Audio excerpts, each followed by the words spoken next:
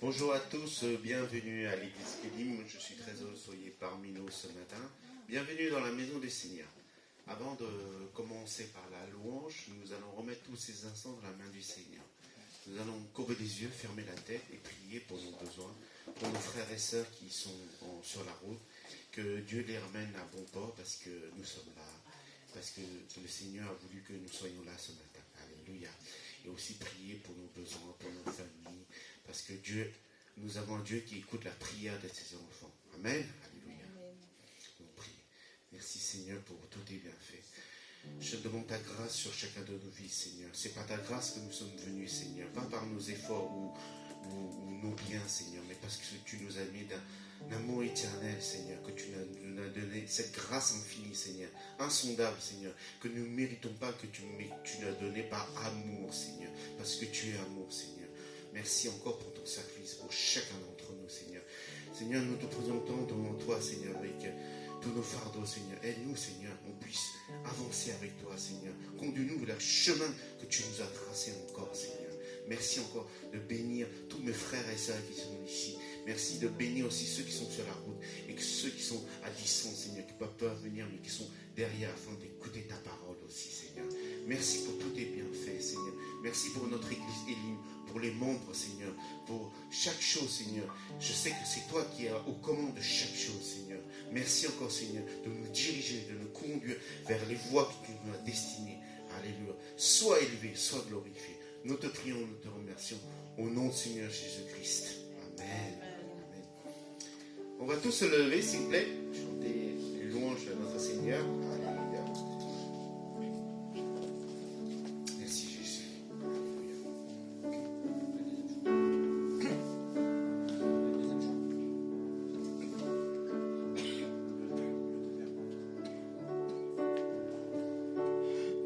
Je n'ai que toi.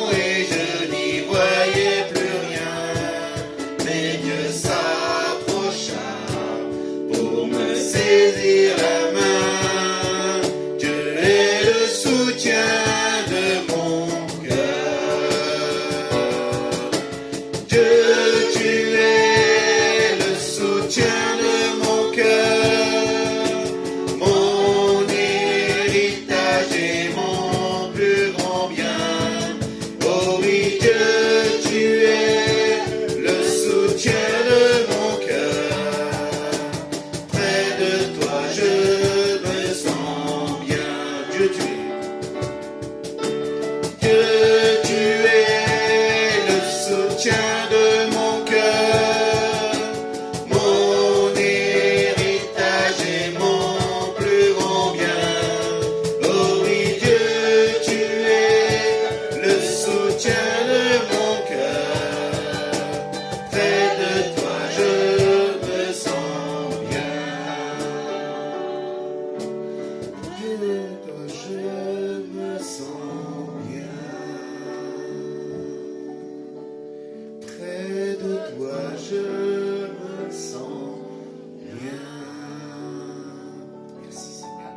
auprès de toi, nous avons la confiance, l'assurance. Nous avons l'assurance que nous soyons en sécurité auprès de toi, Seigneur. Amen. Merci, Jésus.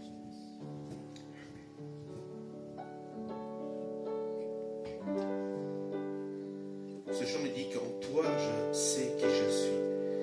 Nous savons que nous sommes enfants de Dieu et que nous avons la victoire en notre Seigneur. Amen. Et nous sommes libérés, nous ne sommes plus esclaves de la peur. Nous sommes enfants de Dieu. Amen.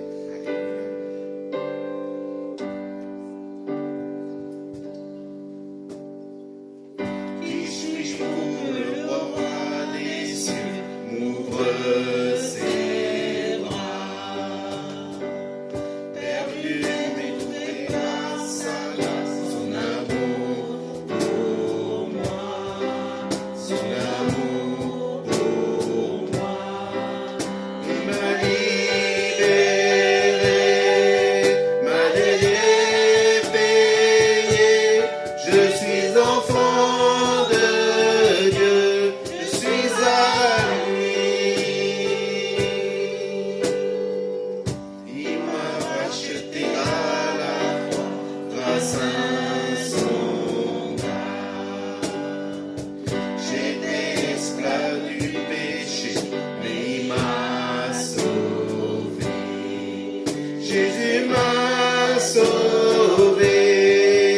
Il m'a libéré, m'a délié, payé. Je suis enfant de Dieu, je suis à lui.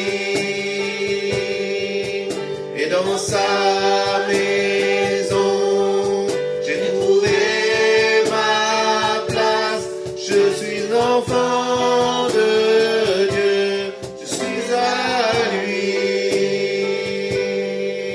Je suis choisi et affranchi. En toi je sais qui je suis. Tu es pour moi, pas contre moi. En toi je sais qui je suis. Je suis choisi et affranchi. En toi je sais qui je suis. Tu es pour moi, pas contre moi. En toi je sais qui je suis. En toi je sais qui je suis. Il m'a libéré, m'a aidé, payé. Je suis enfant de Dieu, je suis à lui. Et dans sa maison, j'ai trouvé ma place. Je suis enfant de Dieu, je suis à lui. Il m'a libéré, m'a aidé, payé. Je suis enfant de Dieu, je suis à lui. Merci Seigneur, nous t'appartenons Seigneur. Alléluia.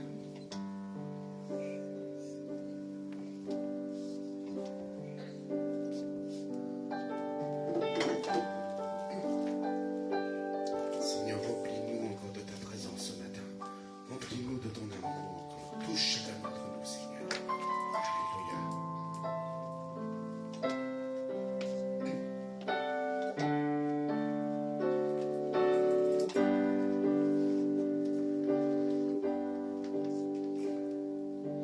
J'ai besoin de te sentir tout près de moi, d'être touché par ta présence, comme si c'était la première fois. Je ne suis pas indifférent à ce que tu as fait pour moi. J'ai pleinement réalisé combien j'ai besoin de toi.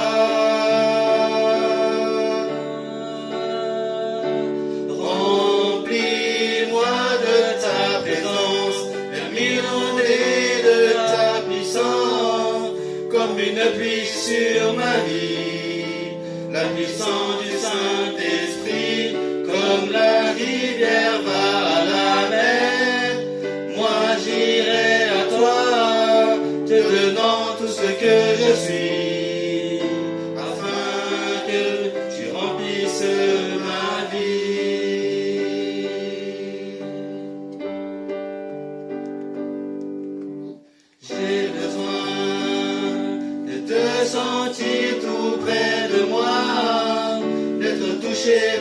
ta présence, comme si c'était la première fois. Je ne suis pas indifférent à ce que tu as fait pour moi.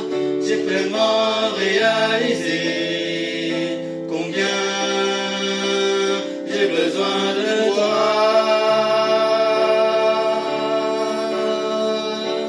Remplis-moi de ta présence, viens m'inonder de ta puissance, comme une pluie sur ma vie. La puissance du Saint-Esprit, comme la rivière va à la mer.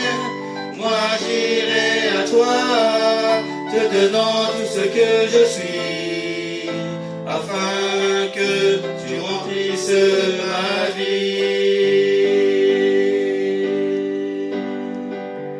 Remplis-moi de ta présence, viens m'inonder de ta puissance, comme une pluie sur ma vie. La puissance du Saint-Esprit, comme la rivière va à la mer. Moi j'irai à toi, te donnant tout ce que je suis, afin que tu remplisses ma vie.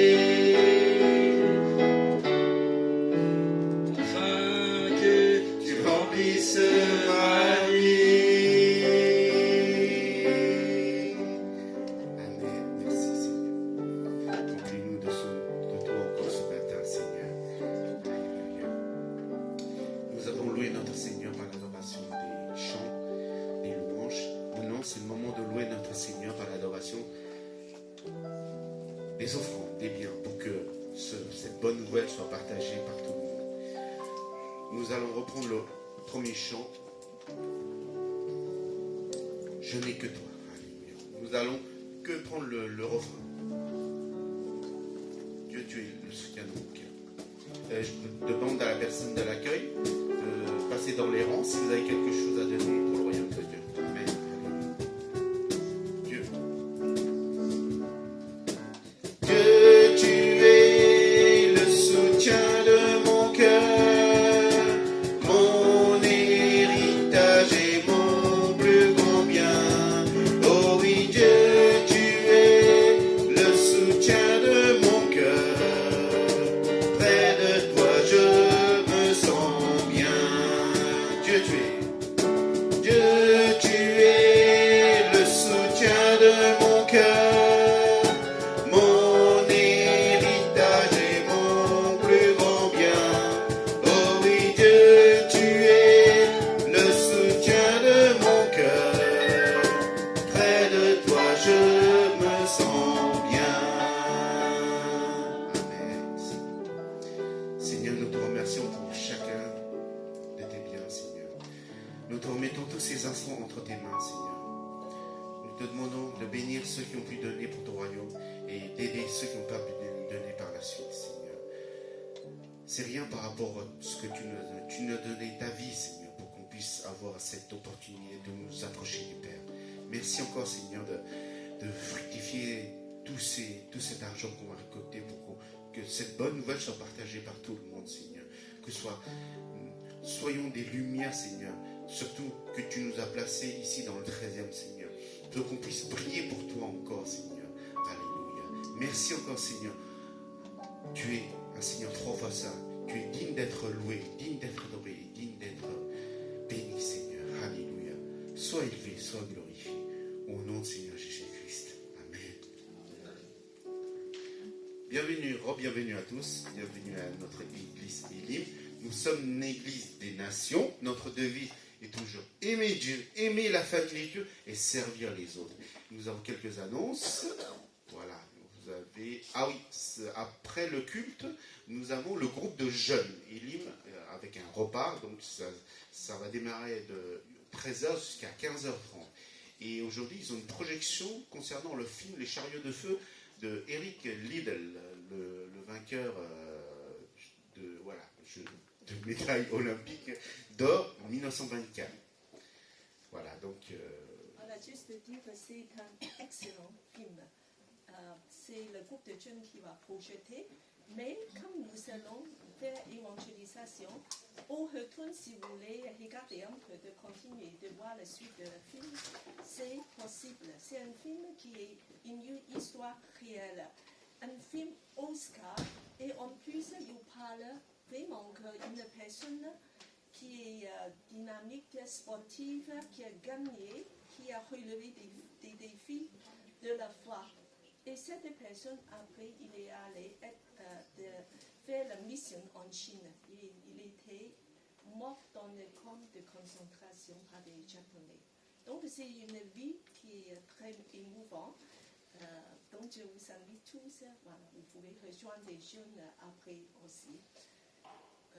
Alors, nous avons aussi le mercredi 8 mai, au Stade Coubertin, c'est pour l'arrivée de la flamme olympique. Donc, Stade Coubertin, c'est Paris 16e, voilà. Alors, c'est un jour férié, donc tout le monde puisse venir, et en plus, il y a encore beaucoup de places. Je vous encourage vraiment que si vous n'avez pas encore acheté des billets, ça vaut le coup parce que c'est pour l'arrivée de la flamme olympique. Il y a 3000 places. En ce moment, il y a seulement 500 qui est rempli. Donc, le billet il coûte 10 euros. Vous pouvez aller sur le site pour prendre un billet et de s'encourager des gens parce qu'il y a beaucoup de chrétiens qui participent dedans pour surtout l'ouverture. Dans nos églises, il y a 4 personnes qui vont chanter dans le choral. Et dans l'église de Porte-Édouard aussi, il y a une personne. Donc, c'est un peu la famille. Donc, on va chez vous, non? supporter. Alors, on a été des supporters. Voilà, soit sportifs. C'est bon. Voilà. Alors, c'est aujourd'hui. Ah oui, c'est aujourd'hui. Donc, après le culte, nous avons un moment après le goûter. À 13h30, nous allons dans le quartier évangéliser, participer, témoigner. Comme vous voyez, le témoignage minute que dernièrement le frère nous a fait partager. Voilà, donc est-ce que vous savez pratiquer le témoignage minute? Donne-moi qui a fait ça. Voilà, donc bravo. Alors aujourd'hui, on va pratiquer encore.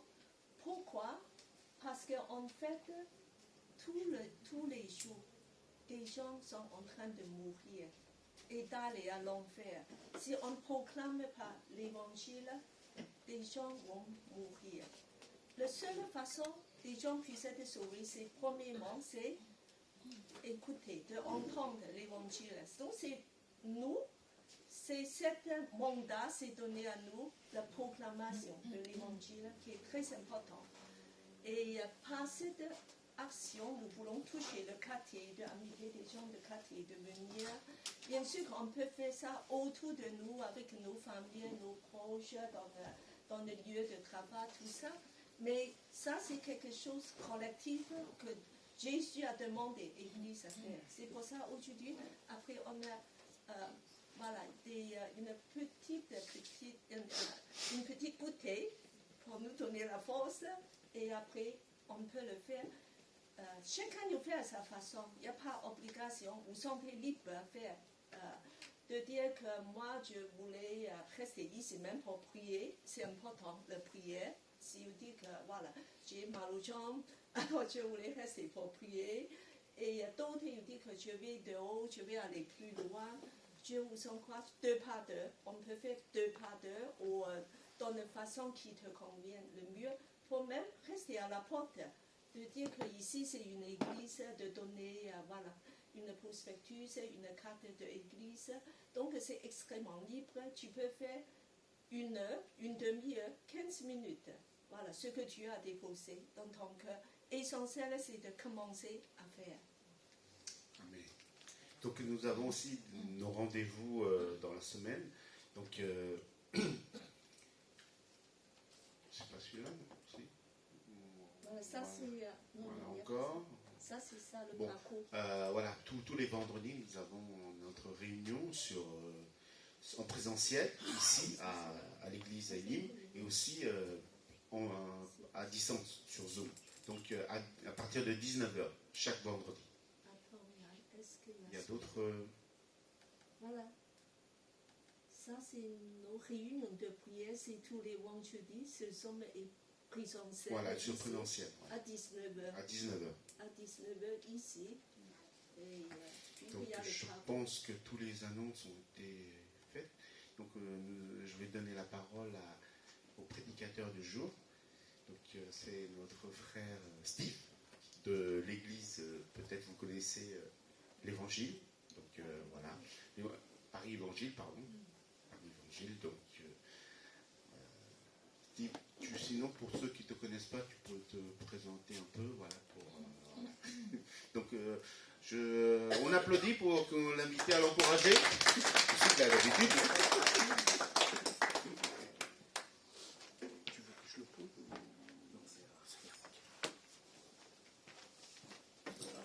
Je vais vous inviter à juste fermer les yeux un instant et on va prier.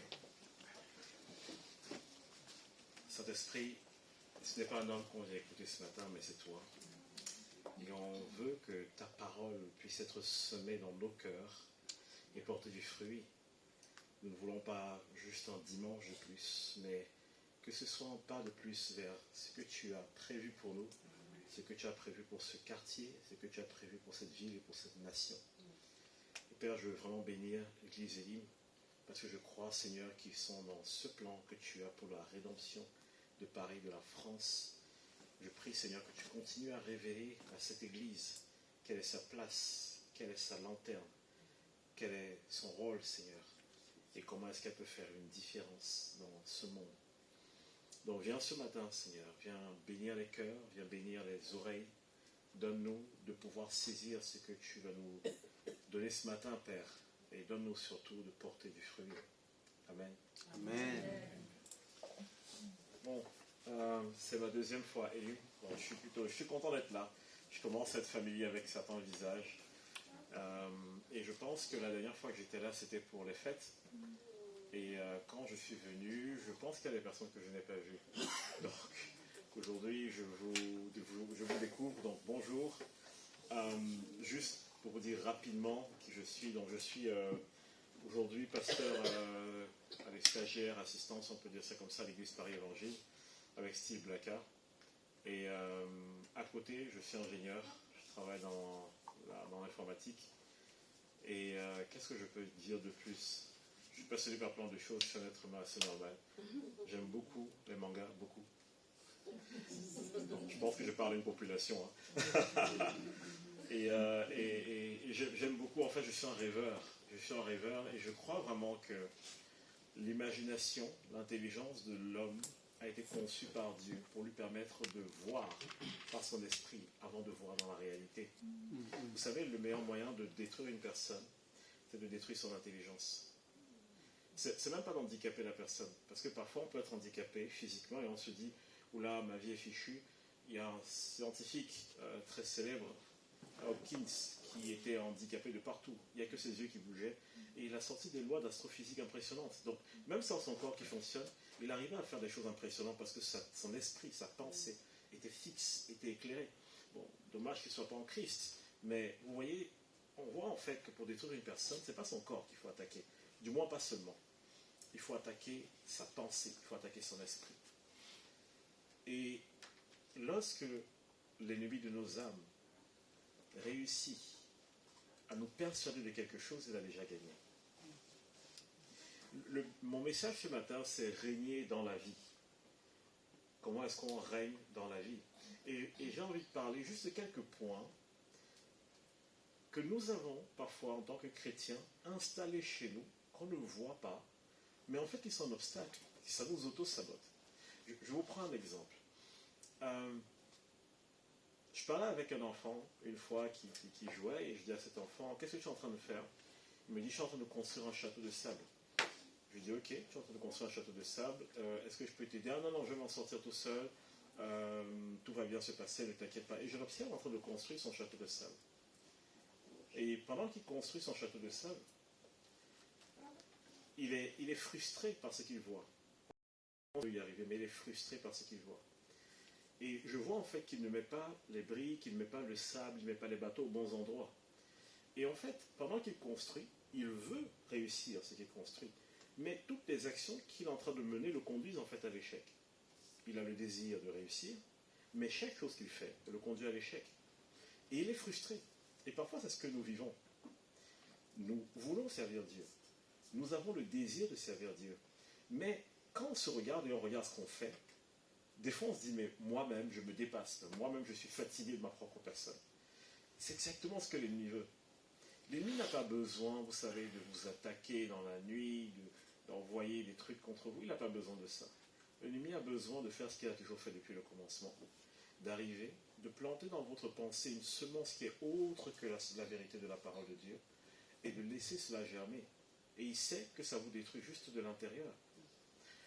Imaginez une personne à qui on a dit toute sa vie qu'elle est faible, qu'elle n'est pas assez bien, qu'elle n'est pas assez belle, qu'elle n'est pas assez ceci ou cela. Ou alors peut-être on lui a dit de façon détournée en lui disant « la beauté c'est ça ». Et elle se regarde et elle regarde ce qu'on décrit comme la beauté et elle voit qu'elle n'y ressemble pas. Cette personne, toute sa vie, quoi qu'on lui demande de faire, elle va toujours chercher une approbation inconsciemment.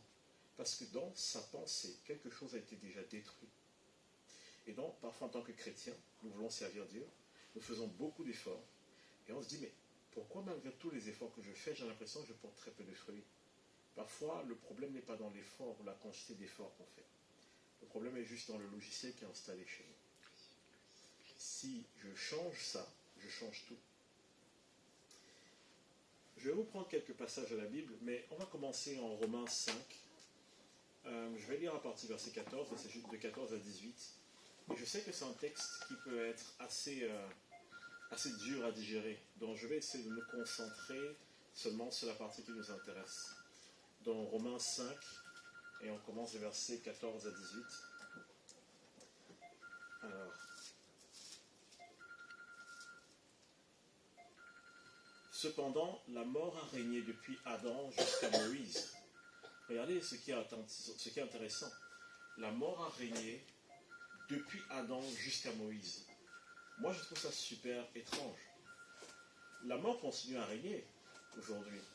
Mais dans ce passage, il précise bien que c'est depuis Adam jusqu'à Moïse. Ça veut dire qu'après Moïse, quelque chose s'est passé. Il y a quelque chose qui s'est produit après Moïse. La mort est toujours là. Mais elle n'a pas le même effet avant Moïse qu'après Moïse. Et je vais vous expliquer tout à l'heure pourquoi. Même ceux qui n'avaient pas péché par une transgression semblable à celle d'Adam, lequel est la figure de celui qui devait venir. Mais il n'en est pas du don gratuit comme de l'offense.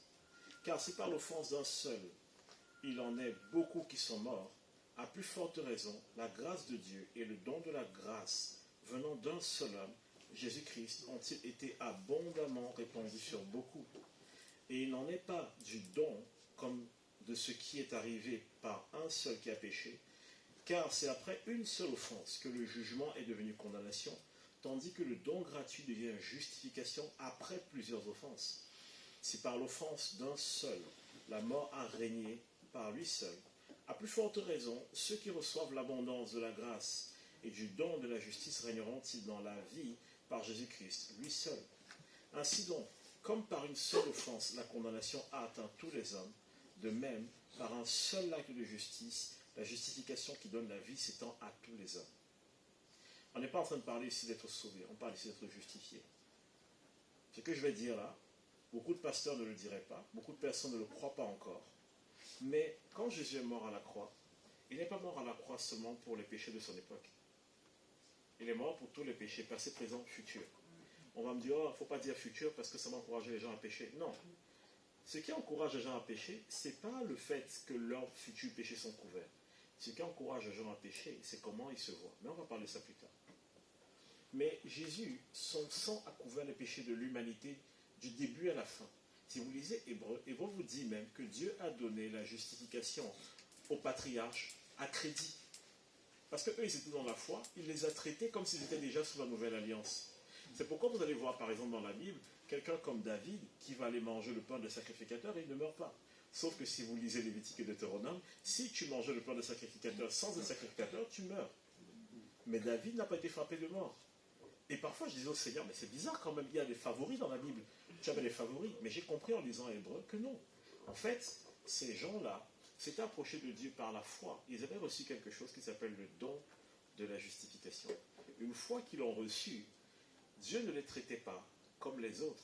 C'est pourquoi on parle ici de Moïse. On dit la mort a régné jusqu'à Moïse.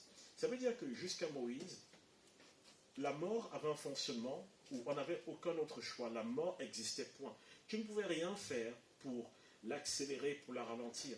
La mort existait tout simplement.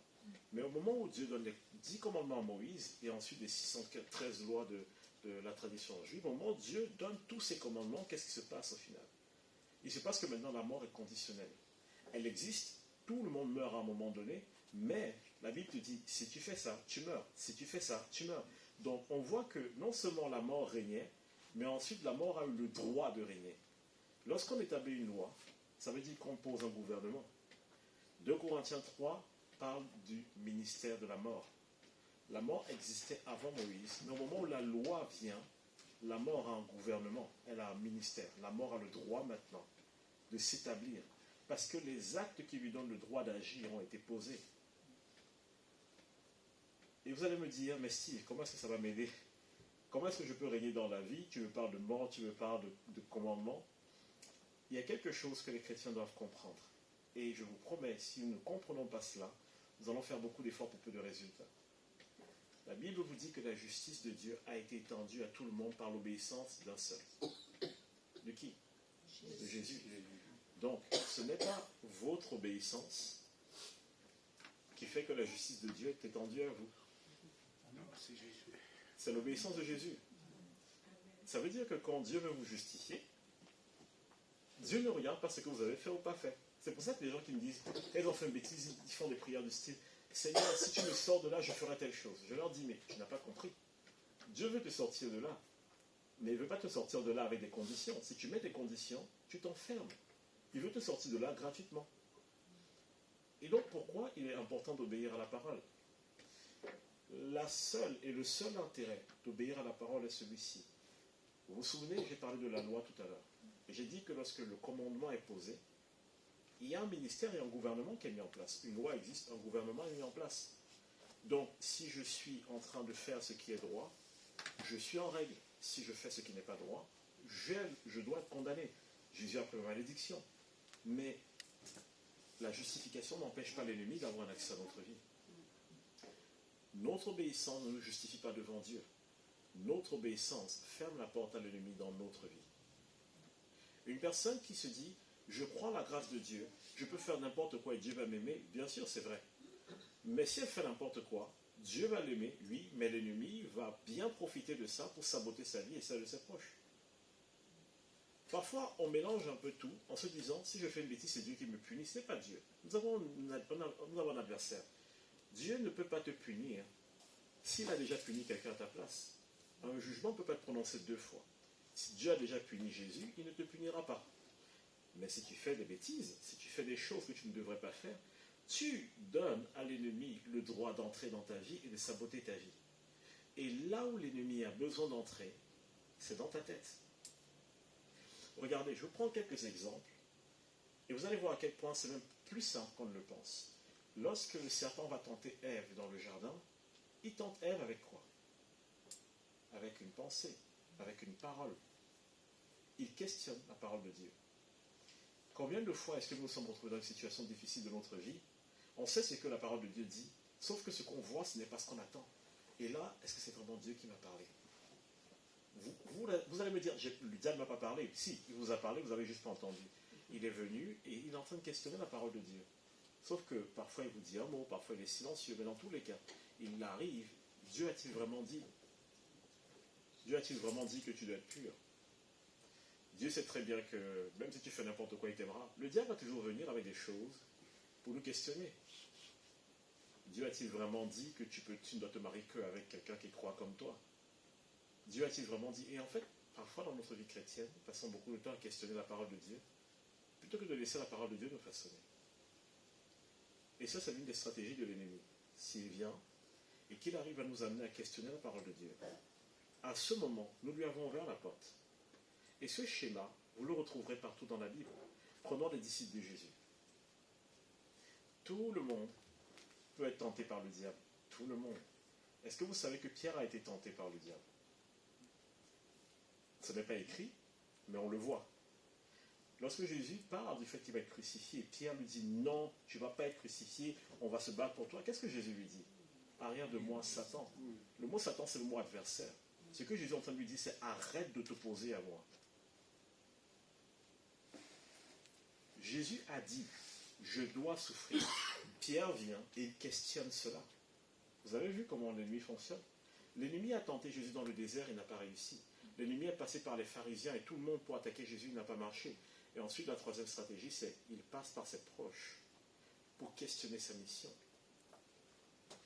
Donc vous voyez que Pierre n'avait pas une mauvaise intention. C'est pas ça le truc, c'est pas une question de mauvaise intention, il n'en avait pas. Il n'avait pas une mauvaise intention. Sauf que comme son raisonnement n'était pas le bon, la porte pour l'ennemi était ouverte. Donc vous comprenez que si ma façon de penser, de voir les choses n'est pas alignée à celle de Dieu, en fait, dans ma vie, il peut y avoir des portes pour l'ennemi que je ne vois pas. Et parfois, on se dit, mais pourquoi est-ce que j'ai l'impression que ça n'avance pas? Inconsciemment, nous faisons des choses pour le Seigneur, mais nous sabotons ce que nous faisons, juste par ignorance. Et l'ennemi aime ça. Il aime passer par des zones d'ombre. Et comme le diable n'a pas pu arrêter Jésus d'aller à la croix par Pierre, il est passé par qui? Judas. Il lui a dit, ok, mais tu ne peux pas aller à la croix, très bien. Dans ce cas, je vais passer par quelqu'un d'autre et je vais te torturer. Le diable ne pouvait pas toucher Jésus. Il ne pouvait rien lui faire. La Bible dit qu'il a essayé, mais il n'avait aucune prise en Jésus. Donc, qu'est-ce qu'il fallait faire? Il fallait qu'on mette Jésus entre les mains de gens qui pouvaient le toucher. C'est pourquoi il fallait qu'on le trahisse. Le diable voulait que Jésus se retrouve dans des mains de personnes qui pouvaient le torturer, le faire souffrir, le faire abandonner. On l'a intimidé, on l'a menacé, on l'a fouetté, on a tout fait pour qu'il renonce. Il n'a pas renoncé. Et aujourd'hui, lorsque vous vous tenez devant Dieu et que Dieu vous regarde, ce que Dieu regarde, c'est ce que Jésus a traversé. C'est parce que Jésus a obéi jusqu'à la croix que Dieu dit, cette grâce qu'il a, je veux l'étendre à tout le monde. Quand la mort a régné, est-ce que la mort a demandé notre avis? Non. La mort ne demande l'avis de personne. La mort a régné parce qu'un homme a désobéi. La justice de Dieu fonctionne comme la mort. Elle règne parce qu'un homme a obéi. Maintenant, moi, en tant qu'individu, comment est-ce que je fais pour régner dans cette vie? Je dois choisir, en fait, où je me positionne. Ce n'est pas Dieu qui choisit pour moi. C'est moi qui dis, si je choisis de vivre par mes propres efforts et par mes propres œuvres, je vais voir comme Adam, comme d'autres hommes, que je n'aurai pas la capacité et je vais tomber. Je ne vais voir que mes faiblesses. Je vais voir que les portes ouvertes chez moi. Et je vais juste être découragé. Mais quand je commence à embrasser la justification qui est en Jésus-Christ, ça change tout. Parce que je ne vis pas par mes efforts. Je vis chaque jour de ma vie en m'appuyant sur ce qu'il a accompli et en me disant, Seigneur, tu m'as fait co-héritier de toi. Ça veut dire que ce que tu as accompli, tu l'as mis à ma disposition. Donc je ne vais pas essayer de produire ces choses par moi-même. Je vais apprendre à puiser dans ce que tu as déjà fait. C'est pourquoi l'apôtre Paul dit, si je vis, ce n'est pas moi qui vis, c'est Christ qui vit en moi. Parce que Paul ne cherchait pas à savoir s'il était un meilleur Paul. Ce n'est pas ce qui le questionnait. Paul était juste en train de dire, où est Christ que je fixe le regard vers lui? Parfois, on veut être la meilleure version de nous-mêmes. C'est inutile. Vous voulez être la meilleure version de quelque chose qui va périr? Ça va périr. Ne soyez pas la meilleure version de vous-même. Soyez la version que Dieu a voulu pour vous. Et cette version en Jésus-Christ, c'est tout. Vous savez, il y a des gens, quand ils me regardent, ils me disent « Oh, si tu es tellement rempli d'assurance », je leur dis « Ah non, les amis, vous ne me connaissez pas dans l'intimité, croyez-moi. Parce que si vous me connaissez dans l'intimité, vous sauriez que non. » Quand je vais à des conférences, je suis allé à Toulon prêcher il y a 3 semaines. Quelques jours avant, j'étais constipé. Désolé de vous parler de ça, j'étais constipé parce que je suis en train de me dire, il y aura 200 personnes, qu'est-ce que je vais faire, Je me posais 10 millions de questions et ma femme me regardait, elle rigolait, elle me dit, je sais comment ça marche. Tu vas paniquer et dès que tu vas arriver devant les gens, le Saint-Esprit va agir. Et les gens me disent, tu dois apprendre à avoir confiance en toi. Et un jour, j'ai dit au Seigneur, Seigneur, pourquoi est-ce que j'arrive pas à avoir confiance en moi? La réponse du Seigneur m'a bousculé, ça m'a questionné. Dieu a des réponses qu'on n'attend pas. Il me dit, mais je t'ai jamais dit d'avoir confiance en toi, je t'ai dit d'avoir confiance en moi. Donc, j'ai compris que même si je n'ai pas confiance en moi, du moment où j'ai confiance en lui, ça me suffit. Ce n'est plus moi qui vis, c'est lui qui vit en moi. Donc quand j'impose les mains, je n'impose pas les mains au nom de Steve. J'impose les mains au nom de Jésus et Jésus vit en moi. Donc si j'impose les mains, c'est lui qui impose les mains. En tant que chrétien, parfois nous avons des a priori de fausses croyances, mais on ne sait pas que c'est une fausse croyance. Une des fausses croyances qu'on a dans l'Église, par exemple, c'est d'attendre l'enlèvement. Bon, je mets les pieds dans le plat. Il faut qu'on arrête avec cette doctrine dans l'Église. Attendre l'enlèvement. Je vais vous dire une chose. Je vais vous montrer pourquoi cette doctrine est en train de saboter l'Église. Doucement. Beaucoup de chrétiens se disent « Oh, il y a tellement de calamités dans le monde, tellement de perversions dans le monde, alors moi je vais être là, je vais prier, être dans ma petite bulle, et j'attends le retour du Seigneur. Maranatha, Jésus revient. » Voilà comment beaucoup de personnes vont penser. Mais regardez ce qui se passe. Vous connaissez, qui ne connaît pas ici la parabole des talents? Ok, donc je pense que tout le monde a déjà entendu parler de la parabole des talents. Le maître s'en va. Il donne des talents à chaque personne. Qui est la personne que le maître met dehors? C'est celui qui a fait comme les chrétiens qui attendent la fin. Celui qui allait cacher ses biens et il est resté dans son coin de non, machin, le monde, je reste. Il s'est enfermé dans une bulle. Il s'est enfermé dans son monde. Il a estimé qu'il n'avait rien à faire. Il n'avait rien à voir. En fait, il a enterré ses talents. Beaucoup de chrétiens prient, jeûnent, critiquent les gens qui ne sont pas sauvés, mais ne vont jamais vers eux. Ils disent, moi je suis sauvé, amen, merci Jésus, j'attends juste la fin pour partir. Mais attends, si ton heure de partir était arrivée, tu ne serais plus là. Donc si tu es ici, c'est que le but que Dieu a pour ta vie est toujours valide. Et même si tu es sauvé, tu arriveras quand même devant Jésus et il va te dire, tu as fait quoi du but de ta vie? Ce n'est pas pour vous mettre la pression. Pas de pression avec Jésus. Mais juste qu'en tant que chrétiens, nous devons défaire cette mentalité de on attend le retour de Jésus, la fin du monde.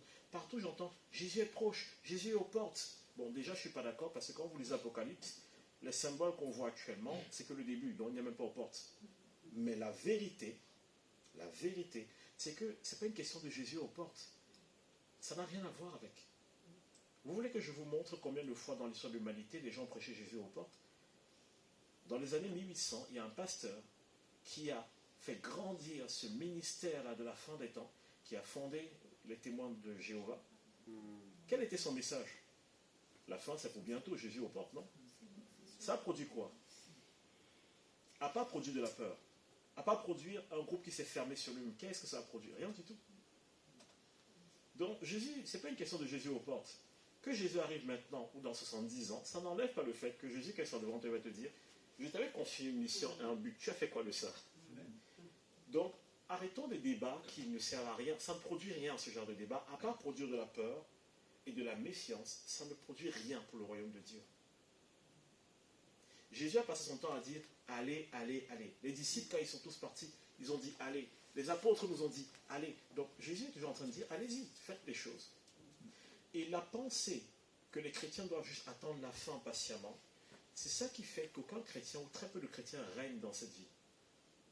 Si je parle de régner dans la vie, on va me dire, Steve, tu es cupide, tu es vil, tu essaies d'attacher les choses du monde. Mais attendez 2 secondes. Prenons la définition biblique du monde.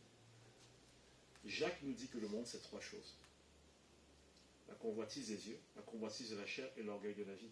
Jacques n'a jamais dit, le monde, ça vaut une voiture et une maison. Écoutez, nous prions afin que Dieu règne et que Dieu change les choses. Mais voici ma question.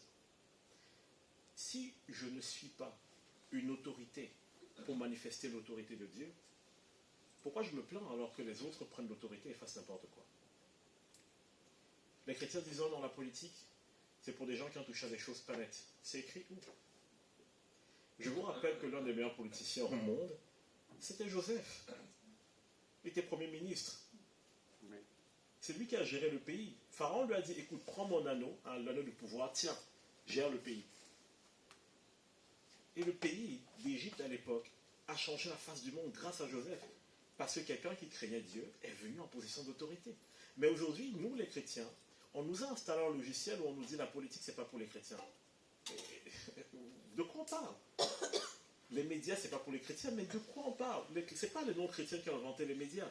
Les médias, c'est un moyen. Média veut dire média, moyen. C'est un moyen. Donc la question des médias, c'est pas est-ce que les médias sont bons ou mauvais. La question, c'est entre les mains de qui sont les médias. On va quelque part. Je vais vous amener quelque part, les amis.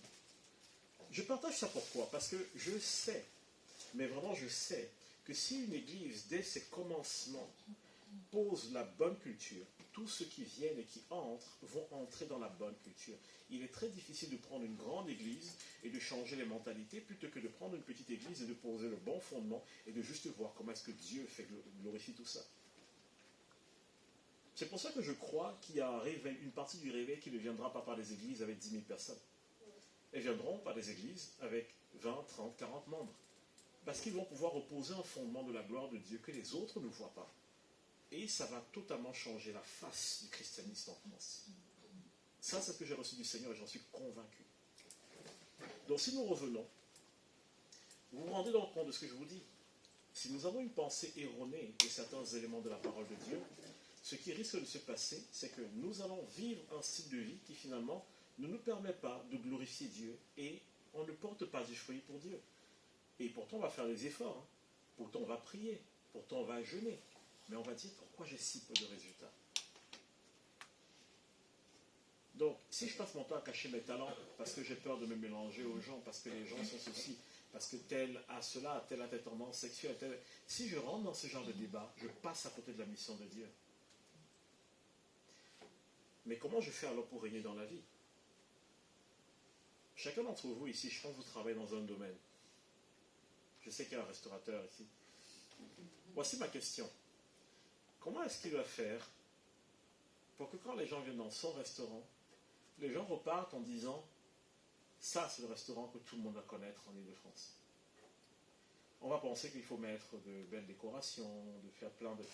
En fait, le secret est beaucoup plus simple que ça, mais beaucoup plus simple.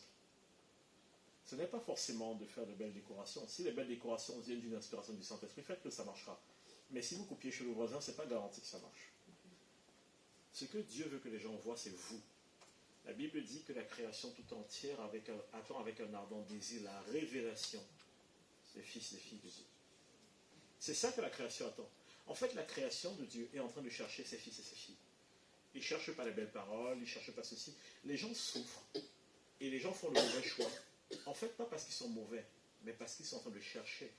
Et ils sont perdus dans leur recherche. Du coup, ils se tournent vers ce qui semble être bien, vers ce qui brille. Mais vous imaginez si un enfant de Dieu brille dans son domaine?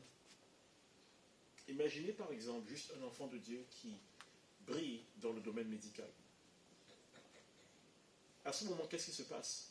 Même les grands de ce moment vont se tourner vers lui et lui dire « Toi, tu as quelque chose que nous n'avons pas, montre-nous. » Imaginez un enfant de Dieu qui est à la tête d'une société et qui traite ses employés d'une manière qu'on n'imagine même pas. Tout le monde voudra bosser pour sa boîte. Qui veut démissionner d'une boîte où il est heureux et il se sent bien? En fait, nous ne nous rendons pas compte que là où Dieu nous a placés, nous ne sommes pas là pour essayer de persuader les gens avec la sagesse humaine. Nous sommes là pour briller. En d'autres termes, si je laisse Christ être en moi, si je revêts Christ, j'apporte quelque chose là où je suis qui fait toute la différence. C'est comme ça qu'on règne. Moi, je suis manager aujourd'hui d'une équipe. Et j'ai souvent des réunions avec plusieurs managers et j'observe la façon dont chaque manager gère son équipe. Il y a les tyrans, ceux qui menacent tout le monde pour les garder sous leur coupe. Vous avez les managers un peu effacés. Donc ce sont les gens qui cherchent toujours, vous voyez, toujours à essayer de déjanter tout le monde, à cirer les pompes de tout le monde, se faire bien voir par les chefs. Vous avez les managers absents, il a trouvé une bonne personne qui gère l'équipe, lui il n'est jamais là, il n'est jamais dispo, il est même incompétent. Et il y a moi. Le PDG de la boîte est allé parler aux personnes de mon équipe.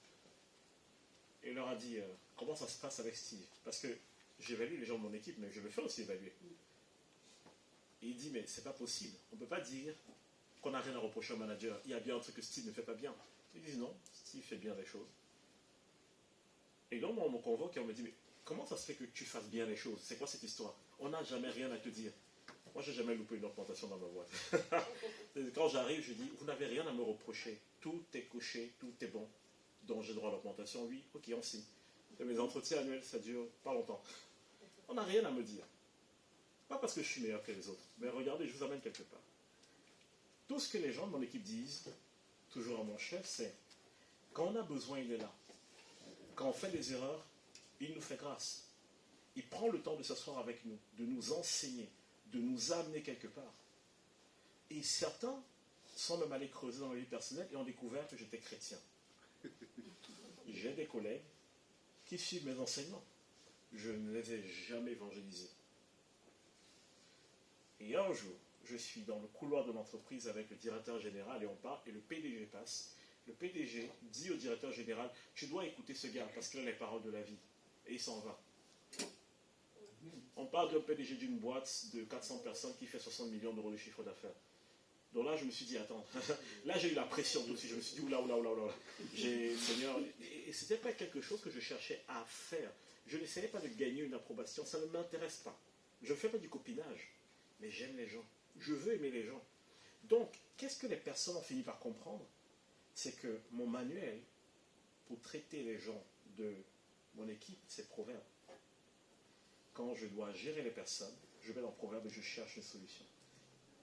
Ou je vais lire dans le livre des rois et je regarde ce que les rois faisaient. Et je me dis, ah donc si je fais comme ça, voilà la calamité qui peut se passer. Si je suis comme Roboam mais je n'écoute pas les plus anciens, il peut se passer telle chose. Ou alors peut-être là il faut que je fasse comme Esther. Je ne dois pas affronter directement la personne. Je laisse le temps que ça passe. Pendant 3 jours, elle a laissé couler. Et ensuite, elle a d'abord pris soin du roi avant même de mettre sa demande. Et là, la parole de Dieu devient mon GPS. Ce n'est pas style, ce n'est pas des stratégies de style. Mais si cette parole vit en moi et que cette parole me façonne, Christ vit en moi et se manifeste. Et donc, on est étonné que certaines personnes ont des promotions, certaines personnes ont la faveur des rois, la faveur des puissants, et on dit ils ont touché à quelque chose, ils ont fait quelque chose de mal. Ce n'est pas forcément vrai. Vous qui êtes ici dans cette salle, à mesure que vous laissez le Saint-Esprit renouveler votre intelligence et vous permettre de voir comme Dieu voit, vous allez voir que beaucoup de choses de votre vie vont changer. Par exemple, avant, j'étais trop flemmard pour écrire mes enseignements. J'étais fatigué. Moi, on me dit que tu dois prêcher à tel endroit. Moi, ça me saoulait. Je n'avais pas envie. Déjà qu'en plus, tu prêches aux mêmes personnes qui ont tout le temps les mêmes problèmes et rien n'avance. Donc, au bout d'un moment, tu es fatigué. Tu dis, j'ai plus envie. Et moi, j'étais fatigué. Je ne voulais pas. Mais je me forçais. Et plus je me forçais, plus j'étais malheureux. Et je me suis dit, mais Seigneur, comment je fais? Donne-moi de l'amour pour ton peuple, parce que là, j'en peux plus. Et vous savez, quand vous n'êtes pas bien en vous, ça se voit parce que vous traitez les gens durement. Et donc le Seigneur me dit, viens, je te montre 2, 3 choses. Tu as reçu l'abondance de la grâce et le don de la justice. Sers-toi-en. Donc au lieu d'essayer de changer, je me suis plutôt assis et je me suis dit, ok, montre-moi ton cœur vis-à-vis de moi. Je me suis abreuvé de comment Dieu me voyait et me traitait. À ce moment, il y a un amour qui est né dans mon cœur pour les personnes que Dieu met sous ma responsabilité. Donc vous voyez, ce n'était pas essayer de faire un effort de plus. C'était changer quelque chose qui s'était installé. Changer une mentalité qui était là. Une fois que la mentalité est changée, vous ne faites aucun effort et ça vient tout seul. Aujourd'hui, réveillez-moi à n'importe quelle heure, mettez-moi un micro dans les mains, je prêche. Et je ne fais pas d'effort. Donc, si vous voulez régner dans cette vie, il faudrait que vous compreniez que le combat va être dans le raisonnement que vous avez, dans la pensée qui est dans votre tête, et si vous avez la victoire à ce niveau, tout change. Donc, pour régner dans cette vie, 2 choses, l'abondance de la grâce et le don de la justice. Ce passage qu'on a lu nous dit que ce don de la justice est déjà à disposition. Jésus, quand il est allé à la croix, il a fait don de sa justice à l'humanité. Tous les êtres humains de la terre. Je ne parle pas du salut, je parle de la justification, ce qui permet que n'importe qui puisse avoir accès à Dieu et recevoir de Dieu. Maintenant, le don de la grâce, c'est quoi? L'abondance, pardon, de la grâce, c'est quoi? Regardez ce qu'il dit. Il ne dit pas Dieu vous fait grâce, il dit l'abondance de la grâce. Ce qui transforme le cœur d'une personne, c'est l'abondance de la grâce. Vous savez, nous tous ici, on a des témoignages, n'est-ce pas, de quelque chose que Dieu a fait dans notre vie, une fois en passant. Le but de Dieu, ce n'est pas de faire un truc pour te dire qu'il est là, elle existe. Le but de Dieu, c'est de faire ça tout le temps, régulièrement, au point où ton cœur est saturé. Lorsque, regardez, j'ai parlé tout à l'heure l'exemple d'une personne qui est insécurisée dans l'image qu'elle a d'elle-même. Elle ne se trouve pas belle parce que le monde lui dit voici les standards de beauté. Mais imaginez que cette personne, elle a tellement reçu l'abondance de la grâce de Dieu, que son cœur est tellement satisfait en Dieu, son cœur est tellement amoureux de Dieu que finalement c'est de Dieu qu'elle tire son regard. Cette personne, lorsqu'elle va arriver quelque part, elle s'en fiche de ce qu'on dit d'elle, de ce qu'on pense d'elle et comment on la voit. Du moment où Dieu l'a approuvée, et elle devient attractive. Je vais vous dire une chose. Quand je parle avec, avant-hier, j'étais au téléphone avec une dame qui fait des conférences, une chrétienne qui fait des conférences dans le monde entier pour les femmes.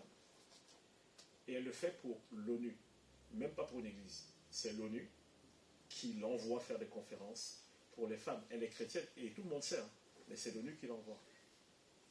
Elle est arrivée, je pense, au Kenya il y a quelque temps. Elle a fait une conférence dans un Nancy rempli de femmes entrepreneuses. Et j'ai parlé avec elle. Et on a parlé de l'apparence. Elle m'a dit, tu sais, moi, je suis pas fine et tout ça, et forcément, ça me crée des complexes. Mais au bout d'un moment, je me suis attaché au Seigneur, j'ai couru ma course. Son mari est un homme mince, musclé, élégant. Mais quand son mari l'a vue, rien n'existait plus pour lui. C'était que elle. Et quand vous lui demandez, mais qu'est-ce qui t'a plu chez cette femme? Il dit, je la vois en train de vivre la vie de Dieu pour elle. Et lui, ça lui a suffi. Parfois, nous pensons que embellir les choses, c'est ça qui va créer une sorte d'attraction, qui va nous donner d'avoir la faveur. Et nous mettons beaucoup d'efforts à cela. Je ne dis pas qu'il ne faut pas bien s'habiller, s'il vous plaît. N'allez pas vous habiller mal devant des dirigeants en disant, le Seigneur va me... Non, c'est pas ça que je dis. Je dis juste qu'elle ne tirait pas sa gloire de ces choses. Aujourd'hui, c'est l'ONU qui l'appelle pour aller parler à des femmes dans le monde entier. Elle règne. Elle est dans son domaine. Si je vous donne son nom, ça ne va rien vous dire. Mais si vous allez sur son profil LinkedIn, vous voyez toutes les conférences où elle a été, vous allez dire, elle a quel réseau? Qui lui a ouvert ce genre de porte? C'est le Saint-Esprit. C'est Dieu qui lui a ouvert ces porteurs. Et si vous lui parlez, vous comprenez qu'elle règne. Vous comprenez non seulement qu'elle a reçu le fait qu'elle est pardonnée de ses péchés, mais elle est convaincue qu'il n'y a pas un domaine de sa vie où Dieu ne lui a déjà fait grâce. Et plus elle le vit, plus ça se manifeste. Et c'est juste quelque chose de croissant. Donc, est-ce que vous allez au boulot demain? Ou est-ce que vous allez régner demain? Ou est-ce que vous allez arriver en disant, Seigneur, tu m'as mis dans cette boîte, je ne suis pas le plus fort techniquement, je ne suis pas le plus beau, pas le plus grand, mais je suis la lumière qui luit dans les ténèbres ici. De quelle manière est-ce que tu as prévu que je sois la lumière ici? Je vous donne un autre témoignage et après, on fait un petit résumé de ce que j'ai partagé, mais écoutez attentivement. Dans toutes les boîtes où j'ai travaillé, j'ai vu des guérisons. Toutes les boîtes où j'ai travaillé. Mais chaque fois, on m'a toujours dit, tu sais, c'est laïque, machin, on prépare pour les malades ici, on ne fait pas ça, on ne fait pas ça. Donc, généralement, quand j'arrive dans une boîte, je fais profil bas. Je n'essaie pas du tout de... Je fais le boulot pour lequel on me paie, je respecte les gens, je m'arrange à ce que ça se passe bien. Mais ce que j'aime, c'est que parfois, vous voyez Dieu vous ouvrir. Vous savez, moi, je suis le genre de personne, je dis au Seigneur, donne-moi juste un couloir, juste pour passer la main, ça me suffit. Parfois, Dieu vous donne juste une petite fenêtre de tir. Et cette petite fenêtre change tout.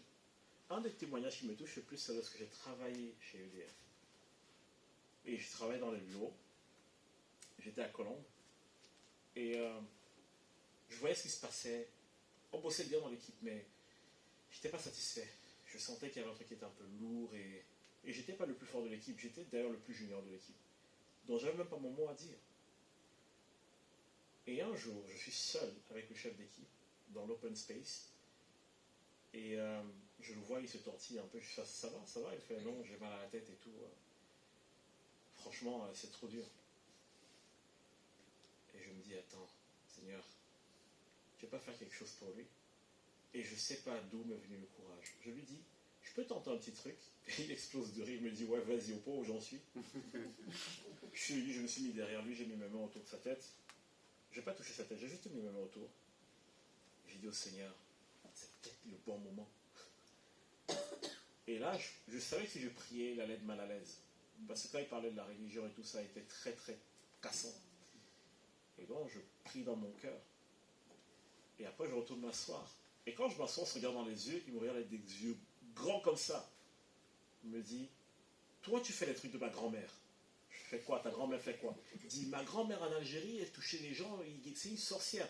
Il dit, toi, tu es un sorcier. Et là, je me rends compte qu'il est guéri. Donc, je lui fais un petit sourire, je lui dis, oh, pas exactement, c'est pas pareil. Mais je sais que si j'entre dans un débat théologique, ça va juste, la porte va se refermer. Donc, je dis, Seigneur, on va laisser murer ça. Quelques jours après, sa chef à lui débarque dans l'open space avec un bras dans la Minerve. Et elle arrive, elle me regarde, elle me fait, ouais, quand tu as un peu de temps, je vais te voir, s'il te plaît. La chef de mon chef. Donc, elle a un bureau individuel. Donc, elle va dans son bureau et je vais la rejoindre et elle me demande de fermer la porte. Je ferme la porte et elle me dit, on m'a dit ce que tu as fait l'autre jour. Je fais, ok, d'accord. Et là, je vois transpirer. Je me dis, bon, ça y est, je suis viré. Elle me dit, je peux te demander de faire pareil avec mon bras, s'il te plaît. Là, je me dis, Seigneur, la fenêtre que tu es en train d'ouvrir, là, elle est très bonne, on va la prendre. Et vous savez ce qui est drôle? Sa porte, c'est une baie vitrée. Donc quand je me retourne, je vois tous mes collègues qui se... Donc en fait, ils sont tous venus se mettre pour regarder comment je fais. Et là, je les vois tous faire comme s'ils passaient dans le couloir. Je fais, mais c'est un spectacle, cette histoire. Mais pour moi, je me suis dit, Seigneur, là, je sais que ce qu'on me demande me dépasse. Mais voici une opportunité que tu as placée là pour prier. Et même si j'ai peur et même si je panique, c'est toi qui viens d'ouvrir cette porte. Si tu l'en vas maintenant, tu sais où tu m'emmènes et je te fais confiance. J'ai prié pour elle, une fois, deux fois, trois fois, rien ne s'est passé. Et là, je me dis, bon, au moins j'ai obéi. Et elle me dit, merci quand même, hein, mais voilà, pas de souci, t'inquiète. Donc je retourne dans l'open space et je vois tout le monde est déçu. Comme si tout le monde attendait qu'il se passe quelque chose. Et là, je me dis, attends, mes collègues avaient la foi sans le savoir.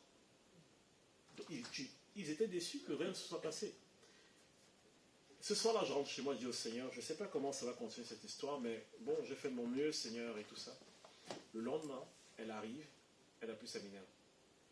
Et elle me dit, il faut que je te raconte. Quand je suis allé chercher ma fille à la crèche, ma fille a couru, elle m'a sauté dans les bras. Du coup, je ne pouvais pas lui dire, non, ne fais pas ça. Donc malgré la Minerve, j'ai tendu le bras pour la rattraper. Et à ce moment, je me suis rendu compte que j'avais plus rien. Et là, je me dis, attends, Seigneur, ça commence à être bien tout ça. Et ensuite, un jour, il y a un autre monsieur qui vient. Il commence à me raconter ses problèmes de santé. Il me dit, tu sais, j'ai fait du breakdance et tout, et je me suis fait mal au dos. Et ça aurait été tellement bien que j'ai plus mal, parce qu'en plus demain j'ai une compète, mais je suis obligé de renoncer parce que j'ai mal au dos. Il dit ça, il attend. Je crois qu'il ne voulait pas ouvertement me demander. Je lui dis, tiens, toi debout, on va faire un truc. Il se tient debout. Et je commence à prier pour lui. Il m'entend chuchoter. Il me dit, tu récites des mantras? Je fais, non, t'inquiète. Je prie pour son dos. Il arrive à se redresser. Et il me dit, la douleur est toujours là, mais j'arrive à me tenir droit. Il me dit, mais la douleur est toujours là. Je dis, ok, pas de souci. Écoute, rentre chez toi, repose-toi. Il se réveille, on était vendredi, il se réveille le samedi. Il n'a plus aucune douleur. Il est finalement là à sa compète. Et lundi, quand on se voit au boulot, il arrive, il vient me chercher, il me dit, regarde mon dos, j'ai pu faire ma compète samedi. Je me suis réveillé, j'avais plus rien. Et là, je me dis, ça fait 3, Seigneur. Des responsables, de responsables, de responsables. Jusqu'à ce qu'un jour, le numéro 2 d'EDF, Monde, un homme très puissant, vient dans les locaux. Il arrive dans l'open space avec 2 gardes du corps, et il se met à regarder un peu, et il s'en va. Donc moi, je me dis, qu'est-ce qu'il fait là? Il n'a même pas parlé aux gens. Il y a un de ses bras droits qui revient, il salue tout le monde de loin, mais il s'approche direct de ma table, et il me tend la main, on se salue, il me dit, c'est toi le sorcier? Je sais qu'il y a des gens qui seront offensés. Les chrétiens, arrêtez d'être offensés, s'il vous plaît. Il y a des gens qui seront offensés. Non, m'appelle pas comme ça. Non. Ils ne comprennent pas, ils ne connaissent pas. Sois patient. Laisse que Dieu ouvre les portes. Je souris, je lui ai dit, pas exactement. Mais si un jour tu veux, je peux te dire comment ça marche. Il sourit, il me dit, ok. Quelques jours après, il vient, il me convoque. Et il me dit, est-ce que tu sais que tu as une réputation ici? Quand les gens font un malaise dans le bâtiment, on leur dit, allez au 2e étage, d'abord voir un gars dans l'open space qui s'appelle comme ça, et si lui n'y arrive pas, appelez le SAMU. Je ne sais pas si vous vous rendez compte de ce qui se passe. Je n'ai pas prêché Jésus, je n'ai rien fait. Mais je suis arrivé au point où j'avais la réputation que si quelqu'un faisait un malaise, il fallait aller le chercher d'abord, avant d'appeler le SAMU. regardez comment est-ce que des gens qui ne voulaient rien savoir de Dieu, sous couvert de la laïcité, sont en train de dire, devez chercher le chrétien qui est au deuxième. C'est ça que Jésus nous a appelés. Donc quand ce numéro 2 d'EDF un jour vient me parler, et qu'on discute, je lui dis, je vais être transparent avec toi. Je crois en Dieu, et je crois que Dieu guérit les malades. Amen. Il dit, je suis tellement convaincu. Et il me dit, ça marche toujours. Je lui dis, la vérité, non. La vérité, c'est que je suis frustré parce que parfois, je prie pour les gens et rien ne se passe. Mais je ne vais pas arrêter. Parce que même s'il n'y a que 30% des gens qui sont guéris, c'est déjà 30% de souffrance en moi. Amen. Il m'a regardé, il m'a dit, ok, merci. Et il est parti, il n'est plus revenu. Et quelques temps après, un autre célébrant vient me voir, il me dit, je peux te parler? Je dis oui. On va dans son bureau, on ferme la porte, il s'assoit devant moi, il se met à pleurer, il me dit, je veux connaître Jésus. J'ai conduit ce monsieur à Jésus dans son bureau et j'ai rien compris. Un autre de mes collègues vient me voir, il me dit, tu sais quoi, ce dimanche, je suis passé devant une église, j'ai pensé à toi. Du coup, je suis entré dans l'église. Il n'avait jamais mis pied dans une église. Il me dit, je suis entré, je me suis assis, j'ai écouté le message. Je lui ai dit, tu vas retourner dimanche prochain. Il me dit, franchement, ça m'a fait du bien, je pense que... Il y a des gens que vous n'allez pas atteindre parce que vous parlez bien, parce que vous êtes... Non. Mais si vous laissez Dieu briller en vous, si vous acceptez que Dieu change votre raisonnement sur certaines choses et qu'il installe sa version des choses en vous, vous allez voir que vous allez entrer dans son plan et ce ne sera jamais une question de faire un effort. Je n'ai jamais eu l'impression de faire un effort. Je n'ai même pas cherché à provoquer ces choses. Le diable va s'attaquer à 3 choses dans votre vie. Si le diable réussit à mettre la main sur ces 3 choses, il vous a déjà lié. Mais si par contre, avec la parole de Dieu, vous conquérez ces 3 choses dans vos vies, vous allez conquérir n'importe quoi que Dieu a prévu pour vous. La première des choses que le diable va attaquer dans votre vie, c'est l'image que vous avez de Dieu. Regardez cet homme dans la parabole des talents qui allait cacher son talent. Pourquoi il a fait ça? Quand le maître vient, vous voyez comment il décrit le maître. Il dit au maître, tu sais, je savais que tu étais un homme dur, qui sème où il ne moissonne pas. Vous voyez, il avait une image du maître qui était tordue. Les 2 autres n'avaient pas la même image. Et vous voyez, juste en changeant l'image de Dieu, on n'a pas les mêmes fruits. 2 personnes avaient une bonne image de Dieu, ils ont porté du fruit. Celui qui avait une mauvaise image de Dieu n'a pas porté de fruit. Donc vous voyez que ce n'est pas une question forcément d'effort. Si l'image que j'ai du Père dans ma tête n'est pas bonne, alors je vais être lié sans le savoir. Malgré tous mes efforts, malgré toutes mes bonnes intentions, mon fruit sera très faible. Ensuite, ce que le diable va souvent attaquer, c'est l'image que vous avez de vous-même. Il va toujours essayer de revenir et de vous dire, vous êtes ce que vous étiez. Vous avez telle faiblesse, vous avez tel manquement, vous avez telle impudicité, vous avez ceci. Il va vous sortir tout ce qui ne va pas chez vous. Mais en réalité, ce n'est pas parce que vous voyez tout ce qui ne va pas chez vous que vous réussissez à changer. Mais au contraire, c'est quand vous voyez Christ. La Bible dit, nous tous qui le contemplons à visage découvert, nous sommes transformés de gloire en gloire, comme à l'image de Dieu, du Seigneur l'Esprit. Nous sommes transformés, pourquoi? Parce que nous le contemplons. La stratégie du diable de mettre ses regards, de mettre vos regards sur vous, c'est qu'il sait que tant que vous vous regardez vous-même, vous verrez tout ce qui ne va pas chez vous. Le but de la loi de Moïse, c'était de dire, regarde ce qui ne va pas chez toi. C'est pour ça que la loi ne peut pas vous sauver. La loi peut vous dire ce qui ne va pas chez vous, mais la loi ne peut sauver personne. Elle ne peut justifier personne, elle peut transformer la vie de personne. Je vous donne un exemple terre à terre. Nous sommes dans un pays où on vote une loi tous les mois. Est-ce que ça va mieux? Non. La loi a un seul but, de montrer que le péché existe. Lisez Romains. La loi, quelle que soit la façon dont vous la voyez, vous l'admirez, vous la trouvez sainte, le but de la loi, c'est Jésus qui le dit lui-même, le but de la loi, c'est que le péché soit condamnable. Ce n'est pas que la personne soit justifiée. La loi, le commandement, ça ne justifie personne. Et qu'est-ce que le diable va faire? Il va te dire, regarde-toi. Regarde-toi. Regarde tout ce qui ne va pas. Oh là là, tu dis que tu es chrétien, mais regarde ta vie. Oh là là, tu dis que tu es chrétien. Mais le diable ne va jamais te dire, regarde Jésus. Et maintenant, identifie-toi à Jésus. Jamais il va te dire ça. Parce qu'il sait que le jour où tu comprends que Jésus vit en toi, qu'est-ce que tu cherches à regarder? C'est Jésus en toi, ce n'est plus toi. Et à mesure que tu le contemples, tu es transformé. C'est pour ça qu'on pense que la transformation, c'est une question d'effort. Ce n'est pas vrai. La transformation, le seul effort que la Bible vous demande, Hébreu, entrer dans le repos. Quel repos? Jésus est le sabbat. C'est le repos qui est là, c'est Jésus lui-même. Donc, entrez en Jésus. Jésus est votre sabbat. Ce n'est pas un samedi, ce n'est pas un jour. C'est la personne de Jésus. Si vous faites tous vos efforts à chaque fois pour entrer dans Christ, pour vous revêtir de Christ, ce que vous étiez tend à disparaître et meurt. Donc, le diable attaque quoi? L'image qu'on a du Père, l'image qu'on a de nous-mêmes. Et la troisième chose, c'est qu'il attaque le cœur. Le diable sait qu'un cœur qui n'est pas guéri, c'est un cœur qui ne peut pas porter de fruits. Plusieurs fois, Jésus parle du royaume de Dieu. Et il parle du royaume de Dieu comme une semence qui est plantée dans une terre. Régulièrement, vous allez voir la parabole souvent autour de la semence et de la terre. La semence, c'est la parole de Dieu. La Bible nous dit que nous avons reçu la semence incorruptible de la parole de Dieu. Cette semence, on ne peut pas la corrompre. Mais la terre dans laquelle elle est plantée peut être mauvaise et du coup, elle ne porte pas de fruits. Donc, qu'est-ce que je dois faire en tant que chrétien? De dire au Seigneur, sonde mon cœur. Est-ce que j'ai de l'incrédulité dans mon cœur? Est-ce que j'ai du manque de pardon? Est-ce que j'ai des blessures de rejet, des blessures d'abandon? Est-ce que j'ai ces choses en moi? Est-ce que, vous savez, pour trouver ça, c'est très facile. Regardez comment vous réagissez les uns vis-à-vis des autres. Si une personne vous énerve, demandez-vous. En fait, ne vous demandez pas pourquoi elle a fait ça, demandez-vous pourquoi ça vous a énervé. Et vous allez voir, quelque part, qu'il y a un truc chez vous qui est blessé et qui a ce besoin de guérison.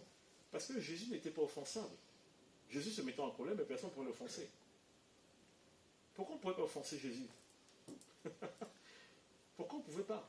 Parce que Jésus, son cœur était dirigé par la justice et la droiture, pas par l'émotion. Le cœur de Jésus était droit. Tout le monde se moquait de lui parce qu'on disait « Oh, ton père, on ne le connaît pas, on ne l'a jamais vu et tout. » Mais Jésus n'était pas offensé par ce genre d'injure. Jésus n'a jamais ouvert la porte à la blessure de rejet, la blessure d'abandon. Et vous vous rendez compte que quand le cœur d'une personne est ancré dans la vérité de ce que Dieu dit de lui, le diable n'a aucun endroit où semer quelque chose. Le cœur de chaque être humain est capable de pousser, est capable, pardon, de porter du fruit. Mais voici comment vous devez comprendre comment le cœur fonctionne. Si vous prenez des semences, faites le test chez vous. Prenez un pot, vous prenez de la terre, prenez des semences de divers horizons dans le monde, vous les semez tout en même temps dans la même terre et vous arrosez régulièrement. Vous allez voir certaines pousser, d'autres ne pousseront pas. Parce que certaines ne sont pas capables de pousser dans ce genre de terre. Si votre cœur est transformé à l'image de Dieu, il y a des choses qui ne sont pas de Dieu qui ne pourront pas pousser en vous. Parce que ce n'est pas le genre de terre où c'est propice. Et même si ça pousse, vous saurez pourquoi ça a poussé, vous saurez où il faut guérir et avancer. Si vous prenez un cactus et que vous le mettez dans nos terres ici, il va mourir. Le cactus a besoin d'un sol très sec. Par contre, si vous prenez un cerisier, vous le mettez au désert, on lui donne à peine quelques heures. Ses fleurs vont commencer à flétrir tout de suite.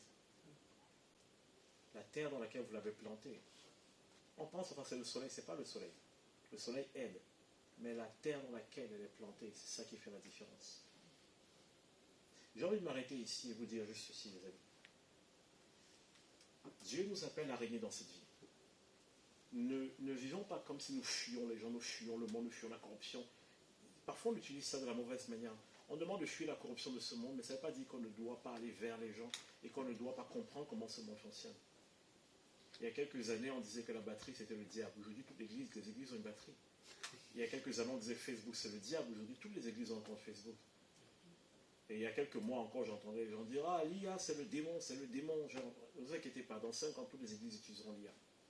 Par contre, on se rend compte que ce n'est pas une question de choses et d'objets.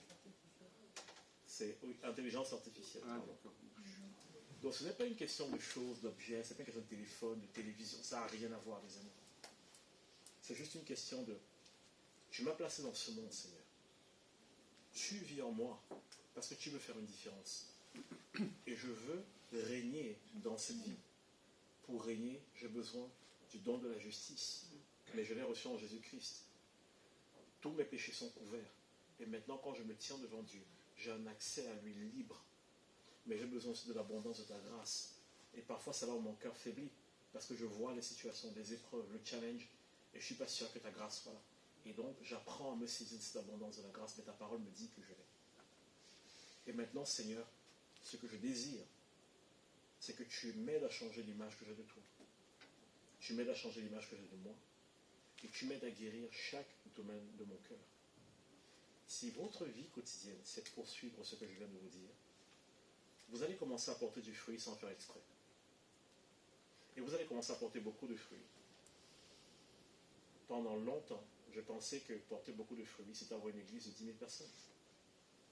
Et un jour, j'ai abandonné cette idée. Parce qu'aujourd'hui, depuis que j'ai abandonné cette idée, j'ai vu beaucoup plus de conversions, de guérison et de vie transformée que lorsque j'étais pasteur d'une méga church. J'ai vu littéralement des vies transformées. Et j'ai compris en fait que le royaume de Dieu, c'est au-delà de toute cette structure parfois qu'on a. Mais la base, la rampe de lancement, le noyau, si vous travaillez sur ce noyau, vous allez forcément réussir.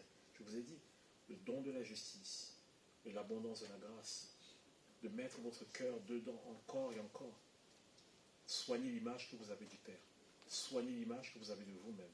Et laissez votre cœur être guéri. À ce moment, n'importe quelle semence du Saint-Esprit poussera en vous. Et vous porterez du fruit. N'importe laquelle. Je vais m'arrêter là et j'ai envie de prier pour deux choses. La première des choses pour lesquelles je veux prier, c'est pour ceux qui disent « Ok, j'ai entendu ton message. Je n'ai pas obligé de donner les détails et tout ça, mais l'une des choses dont tu as parlé ici, je ne l'ai pas encore reçue. Je doute encore que je suis profondément pardonné. Je doute encore que la grâce de Dieu m'accompagne tous les jours de ma vie.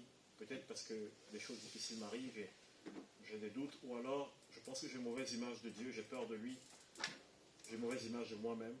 Ou alors peut-être vous vous dites, ok, j'ai des blessures dans mon cœur. Je ne vous demande pas de venir me confesser quoi que ce soit. Si vous n'êtes pas prêt à en parler, il n'y a pas de souci. Mais si l'une de ces choses vous parle, je vais prier pour vous. Je veux juste prier pour que la puissance de Dieu vienne séparer la lumière des ténèbres dans n'importe quel domaine de votre vie. Et à la fin, tous ceux qui ont besoin de guérison physique dans leur corps, ceux qui disent je souffre d'une maladie quelconque, je veux aussi pouvoir prier pour vous. Donc pour ne gêner personne, je vais demander à chacun de mettre la main sur sa poitrine, de fermer les yeux. Et laissez juste le Seigneur venir vous montrer là où il a envie d'amener de la guérison, de la restauration, ou alors de la sécurité, parce que parfois on est insécurisé, et parfois votre caractère est comme il est, parce qu'on est en fait insécurisé. Laissez-le vous montrer, n'ayez pas peur, laissez-le juste vous montrer là où il veut vous toucher maintenant. Si vous êtes facilement offensable, susceptible, c'est pas que vous êtes une mauvaise personne, c'est que peut-être quelqu'un vous a blessé, peut-être l'environnement dans lequel vous avez évolué a été blessant. Et Dieu veut guérir ça aujourd'hui afin de fermer définitivement l'accès au diable dans ce domaine de votre vie. Et une fois que le Seigneur vous aura montré ça, pas besoin de le dire avec, si vous ne voulez pas parler, mais vous pouvez dire dans mon cœur, Seigneur, je te donne l'accès total à ce domaine de ma vie. Ça me fait peur de te laisser entrer, mais je veux porter du fruit, je veux briller. Et donc je te demande de venir guérir ce domaine de ma vie. Et Père, pendant que chaque personne ici est en train de prier s'humilie devant toi, tu nous dis, Seigneur, que tu es près de ceux qui ont le cœur meurtri. Et je crois, Saint-Esprit, maintenant que tu peux venir et que tu peux guérir les cœurs. Que ceux qui ont été découragés, Seigneur, qui se sentaient peut-être seuls, peut-être trop de choses leur pesaient, Seigneur, je prie que maintenant ils ressentent ta présence rassurante, reconfortante, qu'ils ressentent le consolateur. Que ceux, Seigneur, qui ont été blessés, qui ont été brisés, qui peut-être luttent avec l'image qu'ils ont d'eux-mêmes, Seigneur, que ton estime descende sur eux. Qu'ils ressentent vraiment le regard approbateur du Père Céleste. Qu'ils ressentent le meilleur papa qui leur dit « Je t'aime de toute éternité et je t'ai toujours aimé ». Seigneur, quel que soit le besoin que chacun a ici, dans le tréfonds de son cœur, je prie maintenant que tu l'exposes et que tu le guérisses.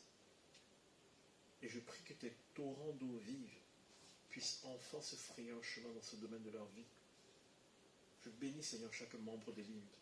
Et je déclare dans le nom de Jésus, Père, que cette Église portera beaucoup de fruits.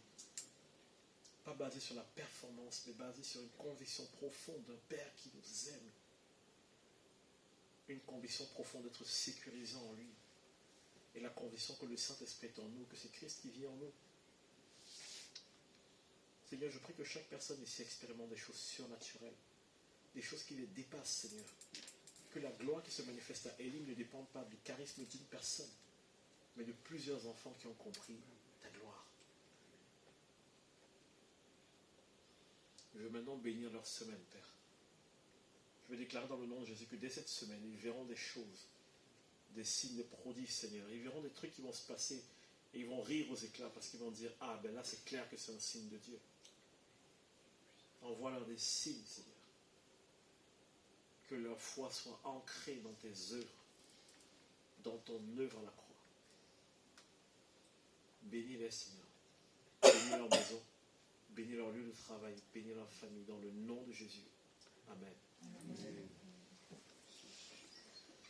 Donc, je vais me tenir un peu à l'extérieur sur le côté. Ceux qui ont besoin de guérison, n'hésitez pas à venir me voir et je prie pour vous.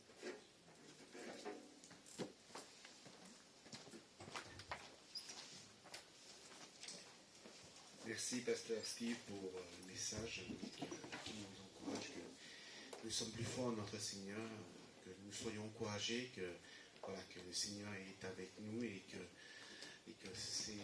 c'est vrai que nous ne sommes pas parfaits, mais le Seigneur nous a aimés et que nous sommes puissants en lui. Alléluia.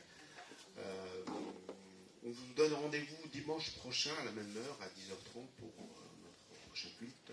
Soyez bénis et bon dimanche à tous.